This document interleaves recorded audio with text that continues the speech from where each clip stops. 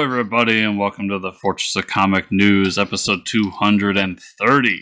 I am one of your hosts, Chris, alongside my vacation friend, Mike.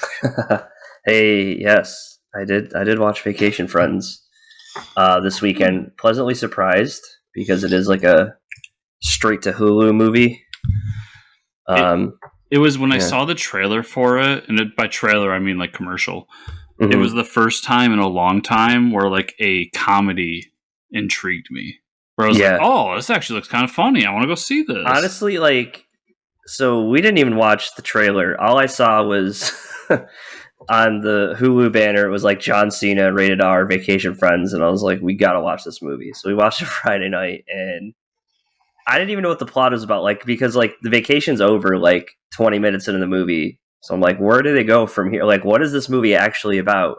And then you get into the plot of it, but it's hilarious. This couple that's more straight edge meets John Cena and his girlfriend while they're on vacation, and for some reason they have to stay with them in their room, and they're just straight up partiers, and it's just you can just imagine what they're just free spirits, right? Yeah. And there's this whole other deeper meaning behind the movie of war veterans with PTSD, which is the ending is very it's got a nice meaningful ending. And if anybody knows John Cena, he's really into. He didn't serve himself, but he's always supported the troops and always been a big proponent of that stuff. So I think his first movie was The Marine.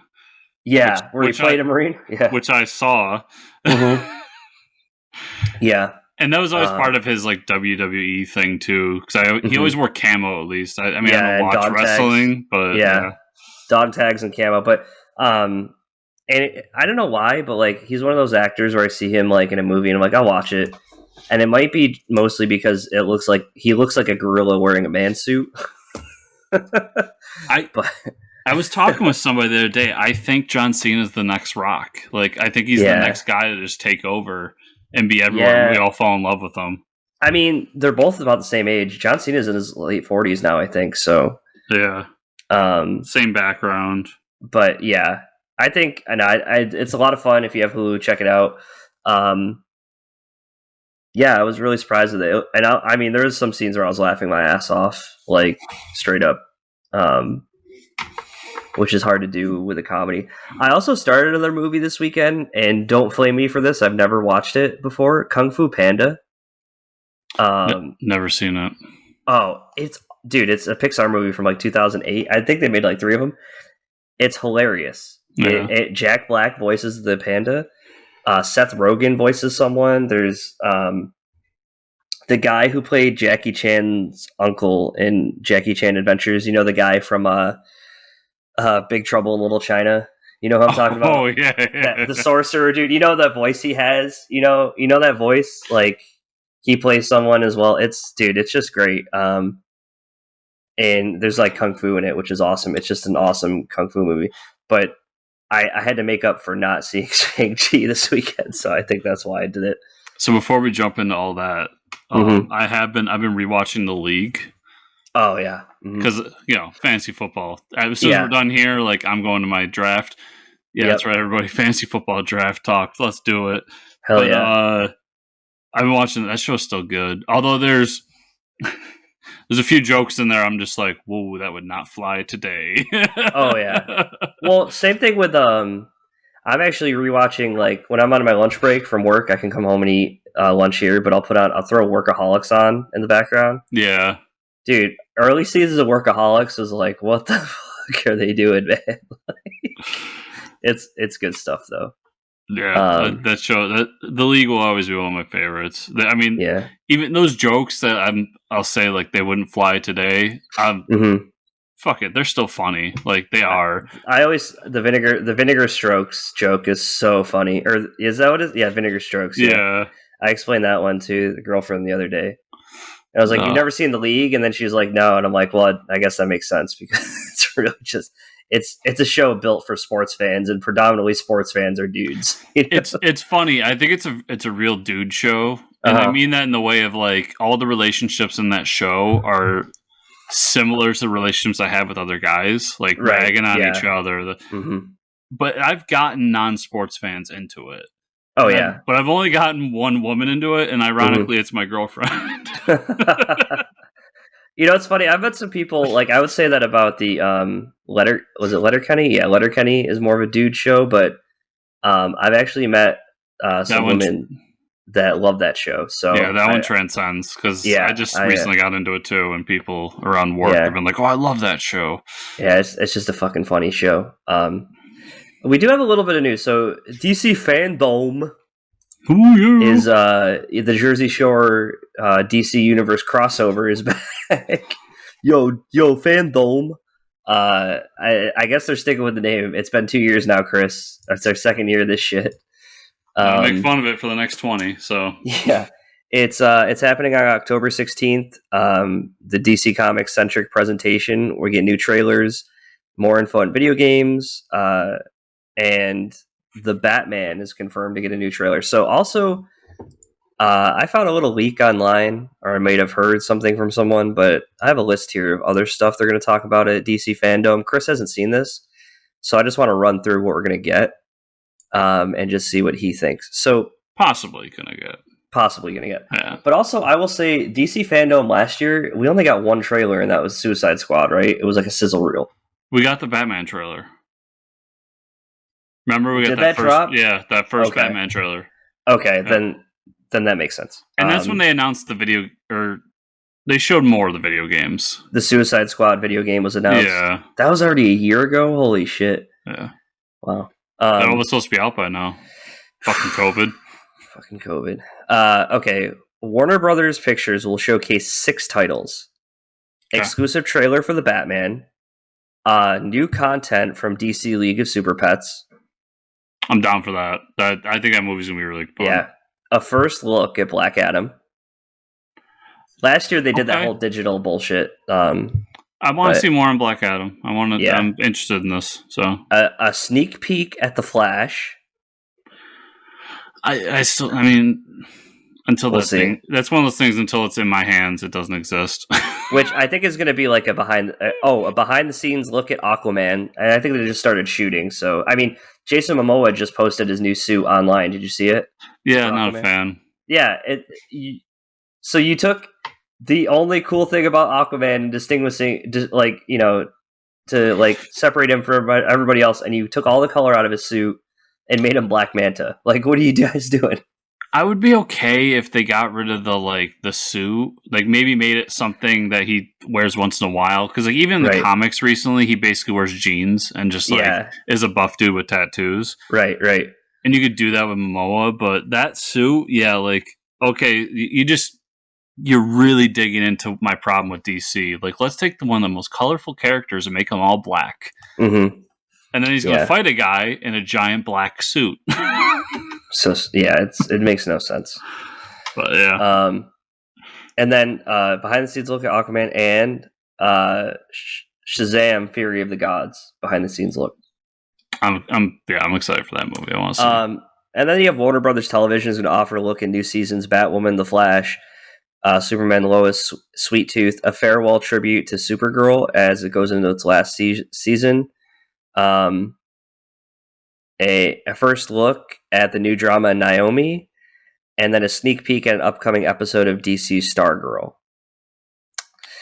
The only thing in there that really interests me, I mean, Naomi I'll try. I still need to give Stargirl a fair shot. I've only given it one episode. But the Sweet Tooth, I don't want to watch anything. I just want it to drop and for me to watch it. I don't want to see anything on it. This is pretty cool. They're going to showcase some stuff from Gotham Knights and Justice League, or Suicide Squad Kill the Justice League. And HBO Max will unveil an exclusive look at the upcoming series Peacemaker. Nice. Yeah, I expected, yeah. Yeah. Limited event series DMZ. I don't know what that is. Is that based on the comic DMZ? Yeah. Which would shock me because Brian Wood's kind of not. Yeah, it says limited series. Now. So we'll see. HBO Max is also debuting more surprises and sneak peeks from new series, as well as returning favorites such as Titans and Doom Patrol. All 4 series hail from they're all part of Warner Brothers. So Warner Brothers Animation, look at Aquaman, King of Atlantis, and then a sneak peek at Harley Quinn, and share what's in store for Harley. And then the next animated chapter of The Dark Knight and all the new upcoming series, Batman, Cape Crusader, and then the fans will get a preview of Young Justice Phantoms. Okay. Oh, that's finally happening. Yeah. I'll be interested in the Batman thing. And then DC animated films, sneak peek at Superman and the rest of the Justice League and Injustice. Oh. I'm intrigued on how that movie's going to turn out. Yeah, I would like to see that. And then a premiere for the trailer for an all-new heist animated movie, Catwoman Hunted. Okay. Sure. And then DC Publishing will showcase a number of upcoming comic books, including tie-ins to the 80th anniversary of Wonder Woman. So, hopefully we get some cool announcements out of that. Yeah, but all in all, I mean, that's some solid stuff they have to talk about. I think it's a lot of solid stuff. I'm wondering what the big surprise is going to be. Because nothing even in that leak is like a surprise. I'm like, they are working on a lot right standard now, so I don't know, but so much stuff has been delayed. It's going to be tough to have that big shocking moment. Yeah, they need to drop like a Ben Affleck Batman show on HBO or something. Yeah, that would be like the only thing, unless there's an HBO show. It's just tough with, like I said, everything being delayed like it was. It's going to be real tough to have a big surprise. But and then I was hearing some talks online and people tweeting, and whether they're valid sources or leaking sources. There's been a couple screenings of the Batman recently, and it's been good stuff. But the reactions in the screenings are people like, and I'll say this: Warner Brothers and DC have been really, really struggling, and not struggling, but adamant about keeping spoilers under wraps, a lot like Disney is now. But the reactions are like people like grimacing in the movie of like not how bad it is, but like how evil and vile the Riddler is in this movie, and people are almost saying it's more like a horror film, which I'm down for. Like, I mean, I think that's kind of like what they were going for in the trailer. Also, they say Robert Pattinson's voice, the Batman voice, is like perfect. So those are the two main things I read. Yeah, I'm down to play with genre, but yeah, Mike, close your ears real quick. Everybody out there, remember we heard a lot of good things about a lot of DC movies over the years, and people said that Wonder Woman 84 was going to be really good.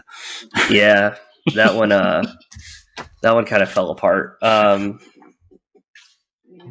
Matt Reeves, I have high hopes. I have very high hopes for that. After those Planet of the Apes movies, like, this is his chance to really prove that he's got it. So they might be announcing a Wonder Woman thing because Gal Gadot has been seen on Warner Brothers set.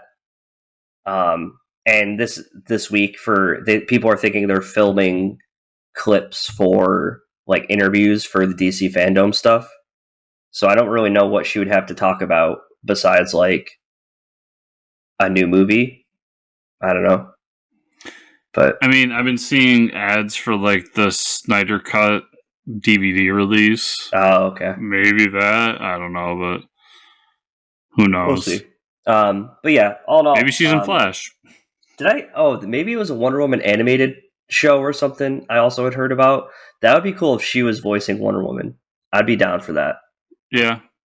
I think that'd be cool if they did a Wonder Woman, because they always do Batman, Superman. Yeah, I'd be down to watch it, like a Wonder Woman animated series with like, Greek gods and shit. That would be awesome. I'd be down for that. Definitely. So What If? I still haven't watched any What If. Where are we at? What's going on with that? Okay episode. It's what if Doctor Strange lost his heart instead of his hands, and by heart they mean his like girlfriend or wife or whatever she is. Mm-hmm. So basically when he has the car crash, instead of him being alone, his girlfriend's with him, she dies. And then he it basically changes nothing. Mm-hmm. Yeah, right. He becomes a Sorcerer Supreme, saves the world, but then realizes that he can go back in time, and he tries to save her. And every time he tries to save her, she dies a different way.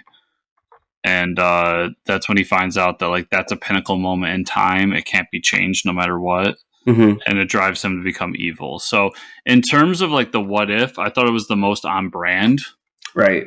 But I still think the last week's was my, or not last week's, 2 weeks ago with T'Challa was my favorite so far. Yeah, I think like, and especially like you have the animated availability to do anything you want, and that to me seems like a just a really safe plot. Like, why would you not do like Doctor Strange or like, you know, I don't know, some crazy character becomes Sorcerer Supreme besides, or Doctor Strange ends up, I don't know, like working with another villain and he doesn't even end up becoming Sorcerer Supreme, like something crazy, you know? Or Doctor Strange fails to defeat Dormammu, like, you know, do something. Right. It was very paint by numbers, but it was on brand for what if was back in the day. So I get it, but I think the series has been good overall. It's just had one like above average episode so far. I think overall it's kind of been a disappointment, honestly, but for me at least. Okay. Oh, I don't see the news on here about Rick and Morty, but did you see the teaser Adult Swim dropped? Yeah, because you sent it to me. Yeah, I saw. Oh yeah, I texted you. Live action Rick and Morty for the last 2 episodes this season, and I cannot believe they got Doc. Yeah, I cannot. And the kid that's playing Morty is he's the kid from he's the main character from the It movie. Georgie's older brother. Okay. And I don't know the names, but yeah, that was the teaser they showed, like coming through the portal. I'm like, these crazy psychopaths are actually doing this. Like, yeah, because they can do whatever the fuck they want now. Like, yeah, they've proved that this show's a hit and they can just do whatever they want. I mean, the show was always a spoof of Doc and Marty. Yeah.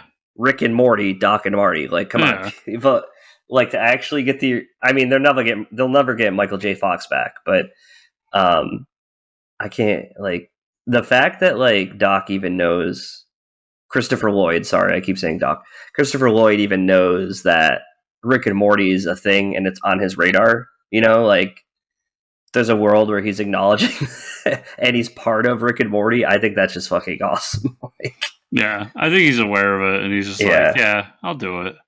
Because what else am I doing? Yeah, right. Sorry, for real, like, sorry, I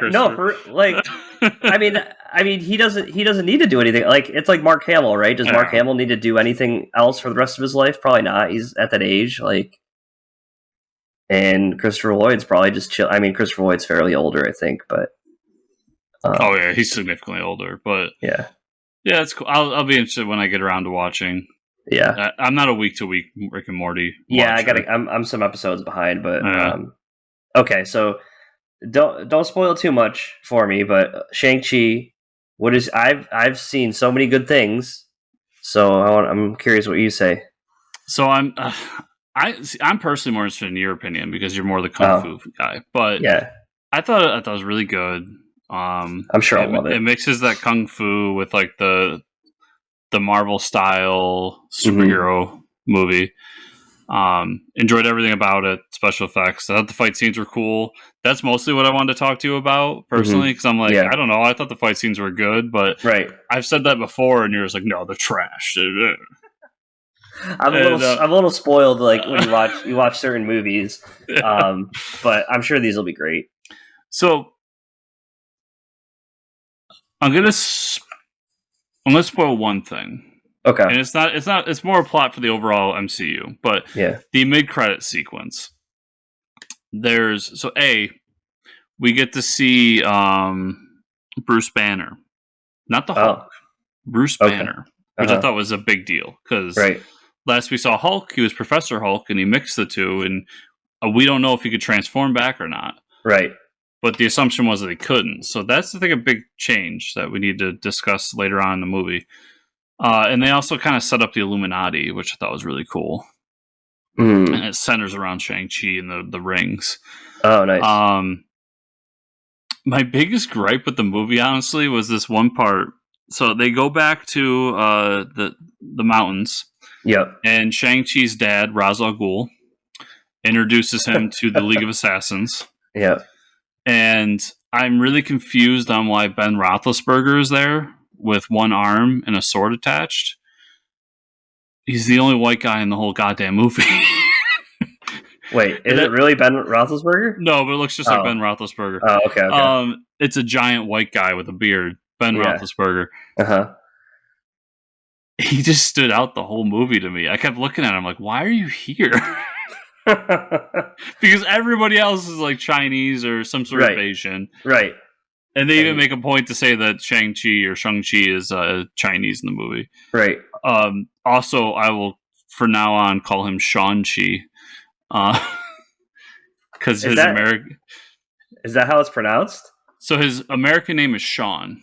And they even make a joke about it when like his friend finds out his whole backstory. Uh-huh. And she's like, so your name is Shang-Chi, and you changed it to Sean when you went out and decided to hide from your dad. Right, yeah. Do you not get that? Yeah, does that not make sense to you? Okay. So it's Shang-Chi from now on. Mm-hmm. I really liked it. It was a good time. It's a good movie. It's fun. There's a great sequence at the end of the movie that everybody's going to love, especially you. And how much screen time? We're going to spoil this. How much screen time does Fing Fang Foom get? You want me to spoil this? Yeah. How much do you see Fing Fang Foom? 0. No Fing Fang Foom? No. The dragon in question that we all saw was not Fing Fang Foom. It wasn't. It was attached to like mystical Chinese lore. They never call him Fing Fang Foom that I saw, and I believe I would have noticed it because I think it was credited on IMDb. I saw Fing Fang Foom, but maybe they just assumed it from the trailer. I think so. I'll look it up further. But they also go to this like other dimension where Pokemon exist, and that was pretty cool too. That's awesome. There's a lot of good jokes about the movie, but I thought all in all it's a really good movie. And it's unfortunate that it was almost like Black Panther in the sense that like it was an all Asian cast with the exception of not Ben Roethlisberger. Right. And it was unfortunate that I left that theater and there was like 4 people in there. So I didn't get to see. I told the story before when I saw Black Panther, and I went with my buddy, and my buddy happens to be black, and his son also happens to be black, and he left and he was all excited because he saw somebody like him on the screen. Right. That moment stuck with me, and I wasn't able to have that moment with Shang-Chi because there's nobody in the theater. There's nobody there still. Yeah. But I think it'll have that same effect on that. You gotta assume, right? That's gotta. Yeah. I definitely recommend it, though. I thought it was really good.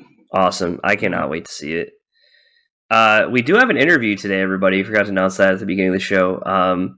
Returning as Mr. Jack Fitzsimmons. If you remember, we talked to him about Time Schmucks issue 1, and now we're going to talk to him about Time Schmucks issue 2. So let's jump over to that. And we're back. We're back. So Kickstarter, Time Schmucks, number 2. Jack Fitzsimmons, check it out. The first issue is really good. Chris and I read it. We backed it. Chris and I will back this one too if we haven't already. Can't remember, but second issue's really good too. Everybody, yeah, it's really good. How do we know that? Don't ask. We're cooler than you. No, I wish. Yeah. Speaking of review copies, what's up, Image? Where you at? Image, hello. Are you there?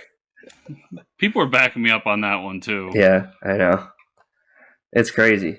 I would love to work with the Image. Yeah, I'd love to work with anybody, with the exception of Action Lab, but we can talk about that later. Yeah. Oh God. Yeah. I don't even know if I want to touch that. I don't want to give Action Lab any more publicity.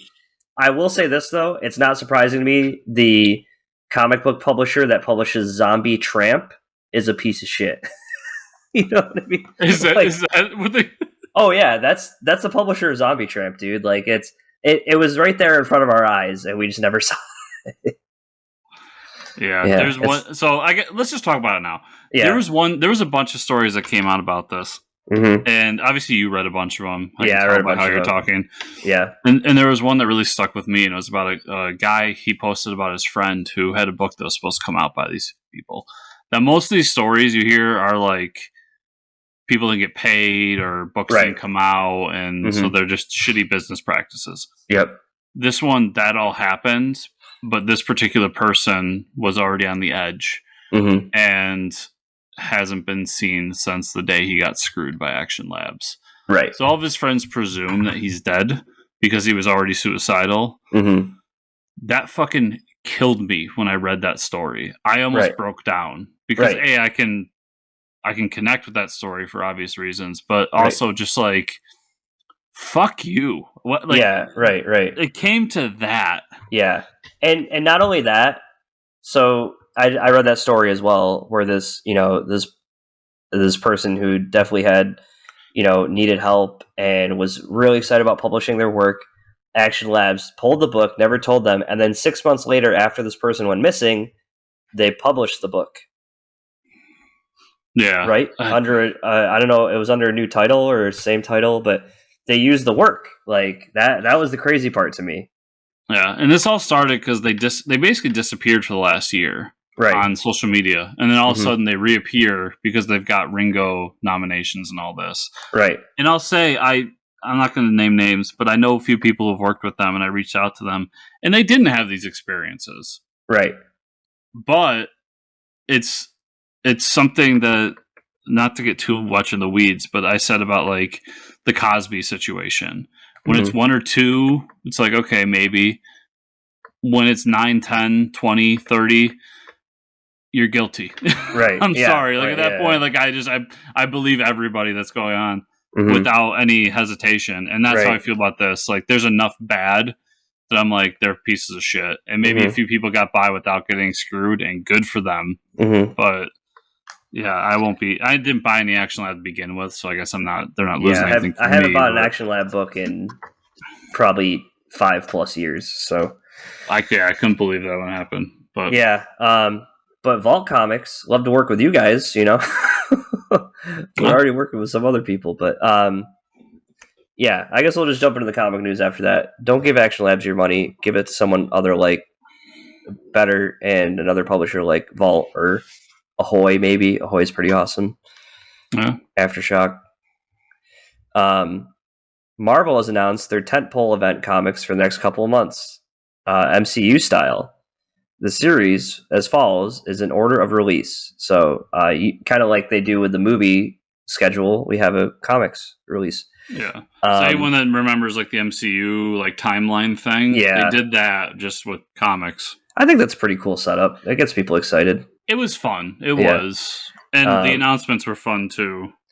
Devil's Reign from writer Chip Zdarsky and artist Marco Cicchetto. All right. Kingpin officially declares all-out war on the heroes of New York City. Being a superhero is now illegal in the city, and Kingpin has released all of their dirty secrets to the public. Okay. Yeah, remember when we were talking about Chip for the past couple of weeks? Yeah, and how we know what's going on with Daredevil? Now we do. Okay. Yeah, this sounds dope. I'm down. Yeah. Avengers Forever from writer Jason Aaron and artist Aaron Cooter. The multiverse is in trouble, and Tony Stark, the Invincible Ant-Man, and other Avengers from across the multiverse must come together to save reality. I was wondering if I read that right. Tony Stark, the Invincible Ant-Man? You did read that right. Oh my god. Dude, sign me up. Yeah, it's such a comic trope, and I saw a lot of DC fans especially. But come on. Fans in general coming out and being like, oh, copying much. Fuck it. Multiverse shit is comics. I don't care what company it is. And I'm down for it every time. Why would you poo-poo that? Like, I want to read the shit out of this book. Yeah, I think this is so much fun. I'm down for it. I'm currently reading the same book. It's called Infinite Frontier, and it is also so much fun. Yeah, like, who cares? Like, you're taking all these awesome characters and you're meshing them together. Who gives a shit, dude? Like, and Andy Cooter is going to draw the shit out of it. Oh yeah. Oh, I'm gonna read that book. Timeless from the writer Jed McKay, artist Kev Walker, Joe Bennett, and Mark Bagley. Ooh, Mark Bagley. The timeline is in trouble, and one hero must save us all from the coming disaster. The hero is Kang the Conqueror. All right. Jed McKay writing Kang. I mean, we saw him do it in Avengers Mech Strike. Yeah. I don't think Joe Bennett's going to be on this book for long because of things that are happening. Yeah. But that aside, yeah, I will still pick up this book because Jed McKay deserves it. Like, he's been killing it, and I am down to see what this book is. I mean, these first 3 books are pretty interesting. I'm definitely reading Avengers Forever, and I'm definitely reading Timeless. I will say that right here. Those first 3, I am getting. No question. Now, as we fall further down this, I grow less interested. Yeah, this but X Lives of Wolverine, X Deaths of Wolverine. There we go. From writer Benjamin Percy, artist Joshua Cassara, and Federico Vincentini. These 2 series will interconnect to tell a tale of what happens when Wolverine's past and future collide. Okay, if you're a Wolverine fan, you're going to love the shit out of this. Oh, yeah. And apparently Benjamin Percy has been doing really good with Wolverine, so yeah, those fans are going to be happy. Oh, yeah. She-Hulk, from writer Rainbow Roll and artist Roge Antonio. It's a new She-Hulk series will bring Jessica back from her rage-filled self and back into the courtroom. Wait a second. So you're doing a She-Hulk book. So She-Hulk currently is on the Avengers, and the reason she's on the Avengers is because they wanted Hulk, but Immortal Hulk was so good that they couldn't give him up. Oh, okay. So they basically made She-Hulk like Hulk, basic Hulk, like just angry smash Hulk. Okay, that's not really Jessica Walters. Her character is much more complex than that. Right, exactly.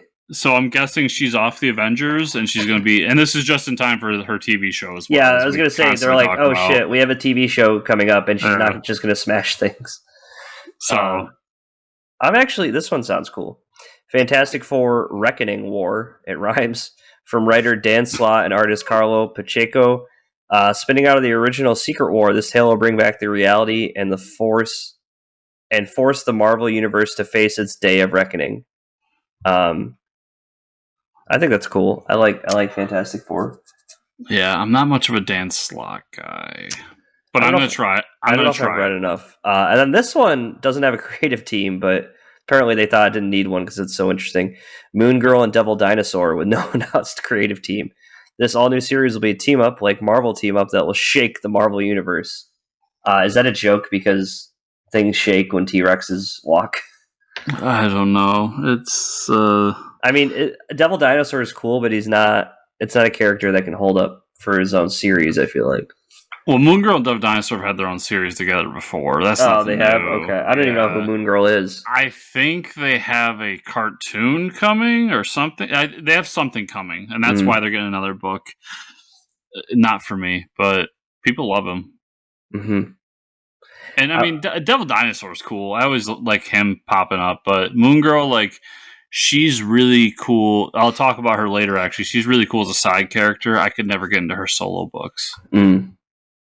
Once again, maybe this is the one. Maybe somebody great comes along and changes my mind. It's happened before. It'll happen again. But so far, I'm not that interested in Moon Girl.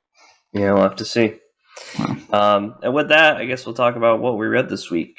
I actually got some physical copies here. I finally finished Tankers number 3. You probably finished that, right?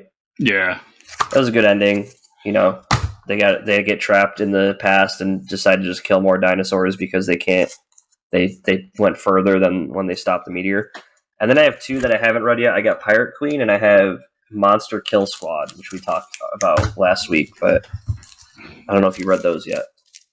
Oh, you don't get them. Yeah, you don't get them yet. So those are those bad idea comics, folks, that you cannot get anywhere except a local comic shop. So I had a couple of those ordered and sent to me. Yeah, so just some books that I haven't gotten to yet this week. I have Parasomnia number 3. I still need to read by Colin Bunn and Andrea Moody on the art. Dark Ages, I haven't read that yet, but this is by Tom Taylor. This is a Marvel book, right? Really good. I'm sure you'll talk about that. I got the Batman Superman Annual. Did you read this? Yeah, tell me you read it, please. Oh, yeah. Yeah. Okay. So I just want to say real quick. The physical I got this physically. So the physical copy, you have one cover here of Superman. Yeah. Cover of Batman, right? Right. Each story is the Batman one starts on the Batman side, the Superman one starts on the Superman side, and they connect in the middle. Oh. So the book, like literally, if I go through this book right now on the Superman side, when we get to the Batman story, it'll be upside down.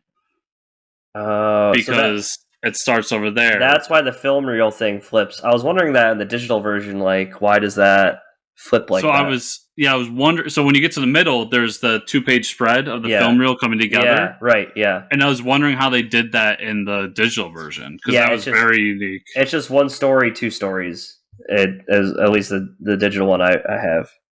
So I'd say in that, like, I didn't think the story was that amazing. It was basically, let's take these 2 characters, put them in each other's world, and tell like a fun story. Right. But the way it was told, I feel like was an example of physical media being better. Yep.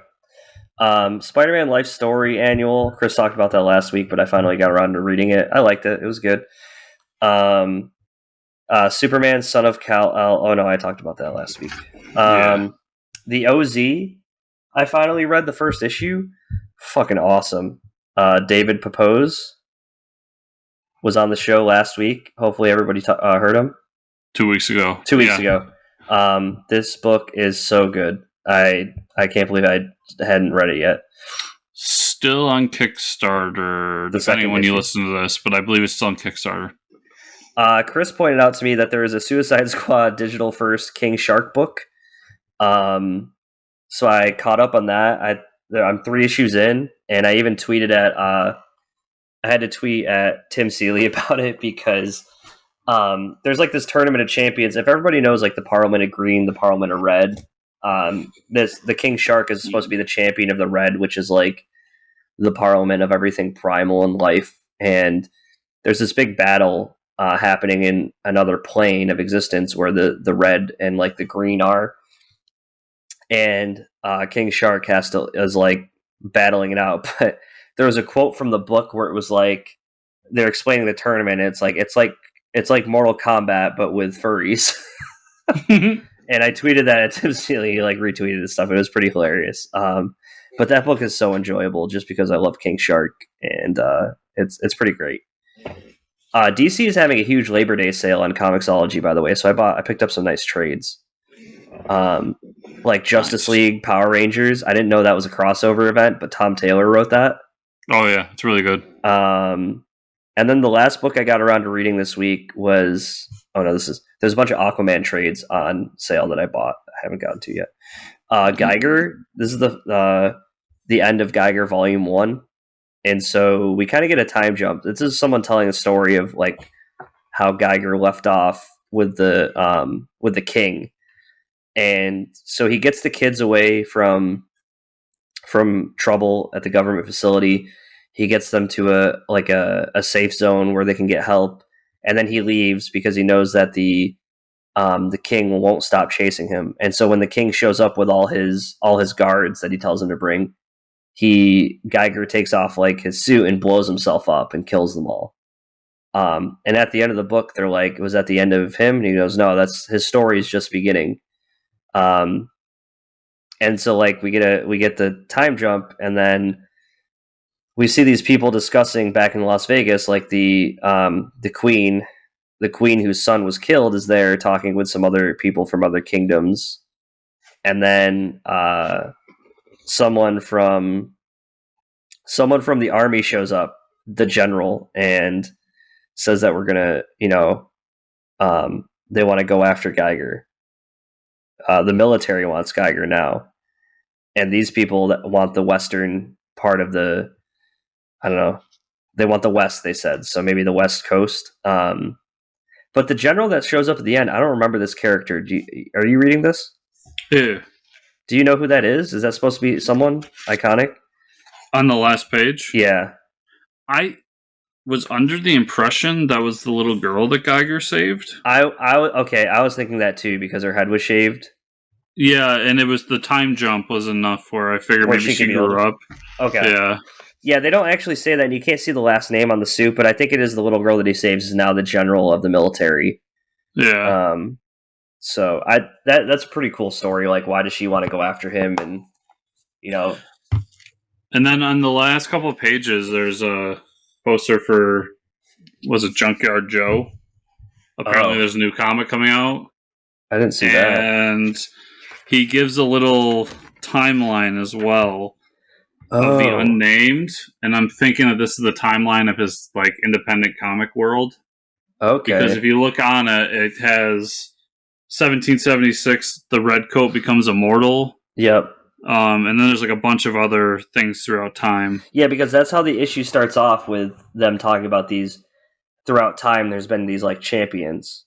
Yeah, and then we're getting an 80-page giant in November with a bunch of different stories in it, called Geiger 80-page giant. Oh yeah, so I think he's using this to build a bigger like universe of characters, which I'm interested in because I think this is some of the best Jeff Johns we've gotten in a long time. Yeah, like him just doing this thing has been fantastic. Like I have loved this. And it's funny because when they're explaining that, I'm like, wow, it really sounds like they're building a huge universe here. I didn't even look at those ads at the back of the digital issue.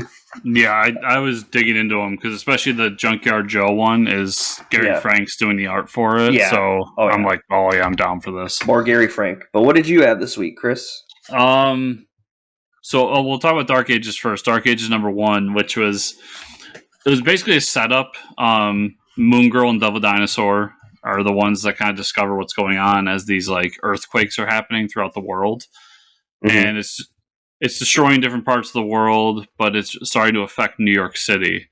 And all the heroes realize it. Well, Moon Girl figures out what's going on because anyone who doesn't know, Moon Girl is supposed to be like the smartest person in all the Marvel Universe. So who does she go to? She goes to Reed Richards. Oh, of course. And they discover that there's this being at the core of Earth. And his entire purpose is to just undo things and to destroy things. And he's trying to get out. Like, Earth was his cage. And so they go down there to fight him because he's been awakened. And he basically massacres everybody. But they do, at the last second, win. And Doctor Strange kills him right before the thing kills Doctor Strange. Mm-hmm. But what happens is it sends a giant EMP blast throughout the world and destroys all electronic equipment. And that was a really like fucking intense moment because they show a guy, like an old man with a pacemaker going down. Mm-hmm. And then they show Spider-Man just like flipping through the city, and all of a sudden he can't use his web shooters anymore. Oh, damn, that's crazy. I also think it's important to note that it feels like the world that we're in is an MC2 world because Spider-Man or Peter and Mary Jane are married and they have a daughter. And it really gave me vibes of MC2 when they had a daughter and she became Spider-Girl. And that's important to notice because when Spider-Man leaves to go find out what's going on, he comes back and the building they were in just fell. And he's like, oh shit, like Mary Jane and his daughter's name was May. May were in the building. Mm-hmm. And there's this sequence where he's about to like go into tears and you just see May like lift up this giant piece of rock and she saved everybody. And I was like, oh man, that's so awesome. I love that moment. That's awesome. But that was a whole like basically origin of like how this world became.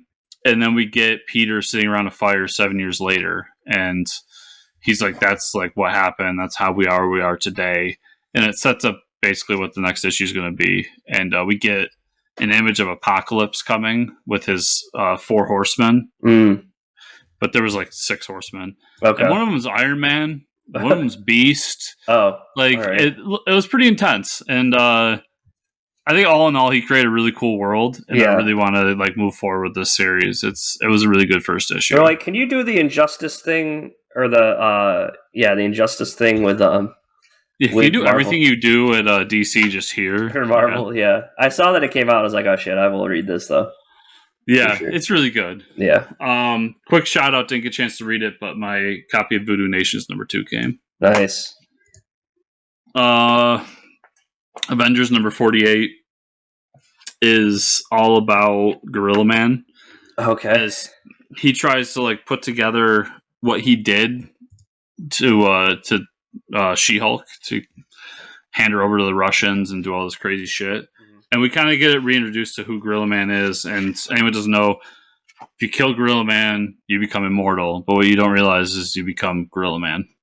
So you're immortal, but you're this gorilla for the rest of eternity. And so he's trying to find somebody to kill him. And the entire time, it's just him like going on these suicide missions, trying to finally die. Mm-hmm. And the Russians send She-Hulk to Atlantis. And they want her to kill all of the Atlanteans. And there's this amazing 2-page spread. I don't know if you can really see it, but it's just She-Hulk killing things. That's awesome. Underwater. That is awesome. It was amazing. I thought the issue altogether was really good. And the final like image of Gorilla Man kind of being like sucking it up and being like, listen, I can't be this. I can't just beg for people to kill Gorilla Man. So he gets on this scuba suit and goes down to Atlantis to try to save all the Atlanteans. It's been a really cool story. I'm enjoying it. And then I was shocked to hear you didn't read Infinite Frontier number 5. Oh, I did. Yeah, that was I was saving it for last. Okay. Yeah, I did read it. This is like the big showdown, basically. Mm-hmm. Everybody's on Earth Omega. We kind of get all the players together, and Psycho Pirate gives his big speech. Like, this is what I'm doing. The big villain speech. Yeah. His world was the original Earth 2, the one before the first big crisis. Yeah. And we get like moments throughout this where like President Superman breaking the chains, him figuring out that Robot Man went against his cause. So basically, the evil villain's motivation is like he's destroyed worlds, so like, you know, he's going to destroy more worlds, and then Darkseid offered these villains a deal, pretty much. Which, do you think they could really trust him? Probably not. And we found out that the reason Roy is around is because Batman during Death Metal brought him back. Yep. And that's when he just goes all out and is just like, fuck it, and unleashes all of his power, becomes full-on zombie, and tries to help everybody escape. Yep. And then Darkseid shows up. And then Darkseid shows up and is like, all right, thanks for going all zombie. You're mine now. He basically says that the multiverse barriers have been created, and with the Omega Lantern at my side, I control all. So there's something more happening there. And Darkseid's controlling it. So I mean, it's really crazy. The story's been insane. It's been a lot of fun. There's a lot of cool characters we haven't seen in a while, like, you know, Justice Society characters. But all I want to know is when the hell are we getting a Justice Society book? Like, when is that going to happen, man? Like, so I think next week issue 6 comes out. So they're obviously trying to finish this series. But I'm really interested in the spin-off series, that Justice League. What are they calling it? Justice Incarnate. Yeah. Mm-hmm. That should be good too. I think it's been a good series. I really enjoyed it. Mm-hmm. It's the first time I could say that about... Well, no, I enjoyed Death Metal. Yeah. I'm going to take that back. I enjoyed... Yeah. Yeah, Death Metal. This is a little different. This is a little more grounded than Death Metal, I think. Yeah. A little more... Taking it a little more seriously. But yeah, I think they're both pretty good. Yeah, it's more moment-driven. I was going to say it's the first time I enjoyed DC event in a while. And I was like, no, Death Metal just happened. So that's a lie. Right. But this is more moment-driven, which I'm really enjoying. Because like the moments throughout have been really good. Yeah, they've been really cool, for sure. So, Mike, where can people find you on the internet? They can find me at Fortress Ricker on Twitter. Where can they find you, Andrew, the show? Well, they can find me at Fortress Chris on Twitter. And they can find the show at Fortress Comics _ and also at FortressComicNews.com. Remember, everybody, to give us 5 stars on whatever podcast you use. Like, subscribe, share, comment down below on the YouTubes. And if you want to go the extra mile, patreon.com/FortressComics. Stay tuned for more fun stuff, everybody. But for now, we'll see you all here next week.